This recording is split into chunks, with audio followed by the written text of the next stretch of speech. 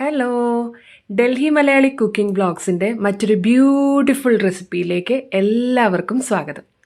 ഇന്ന് നമ്മൾ ചെയ്യാൻ പോകുന്നത് ഒരു മത്തിപ്പീരയാണ് കേട്ടോ. നമ്മുടെ കയ്യിലുള്ള മത്തിയെ ചെറുതായി കട്ട് ചെയ്തിട്ട് കുറച്ച് കല്ലുപ്പൊക്കെ ഇട്ട് വാഷ് ചെയ്ത് നമുക്കൊന്ന് റെഡിയാക്കി എടുക്കാം. ചട്ടി എടുത്ത് വെച്ചിട്ട് നമുക്കതിൻ്റെ അകത്തേക്ക് ഇഞ്ചി, വെളുത്തുള്ളി, പച്ചമുളകിൻ്റെ ക്രഷ് ചെയ്ത പേസ്റ്റ് അതിൻ്റെ അകത്തേക്ക് ഇടുക. ധാരാളമായി ചെറിയ ഉള്ളി ചേർക്കുക, മഞ്ഞൾപ്പൊടി, എരിക്ക് ആവശ്യമായിട്ടുള്ള മുളക് പൊടി, രുചിക്ക് ആവശ്യമായിട്ടുള്ള ഉപ്പ്, പിന്നെ കുടംപുളി വെള്ളത്തിലിട്ട് വെച്ചത് വെള്ളത്തോടു കൂടി തന്നെ എൻ്റെ അകത്തേക്ക് ഒഴിക്കുക കുറച്ച്, പിന്നെ കറിവേപ്പില, ഇതെല്ലാം കൂടിയിട്ട് കൈ കൊണ്ട് തന്നെ നന്നായിട്ടൊന്ന് ഞെരടിയെടുക്കുക. അതിനുശേഷം നമ്മൾ തിരിഞ്ഞു വെച്ചിരിക്കുന്ന തേങ്ങ, ഞാനിപ്പോൾ ഒരു അരമുറി തേങ്ങ എടുത്തിട്ടുണ്ട്. ഇതിനെയും ഇതിൻ്റെ കൂട്ടത്തിൽ തന്നെ ഇട്ട് കൊടുത്തിട്ട് ഒന്നുകൂടി ഒന്ന് ഞെരടിയെടുക്കുക. കഴുകി വൃത്തിയാക്കി വെച്ചിരിക്കുന്ന മത്തി ഇതിൻ്റെ അകത്തേക്ക് ഇട്ട് കൊടുക്കുക.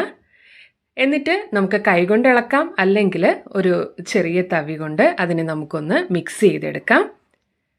അതിനുശേഷം ഇത് വേവാൻ ആവശ്യമായ വെള്ളം മാത്രം ഒഴിച്ച് അടച്ചു വെച്ച് ചെറിയ തീയിൽ നമുക്കൊന്ന് വേവിച്ചെടുക്കാം.